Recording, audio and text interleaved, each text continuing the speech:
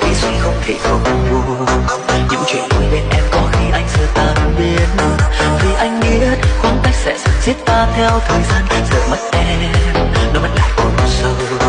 Biết làm sao khi anh đã yêu em nhiều như vậy. Muốn kể bên em tôi mỗi giây nhưng tại cho em là con gái, cứ phải bận lòng đắn đo khi hẹn hò. Làm thế nào để có thể bên nhau như đã hứa thôi.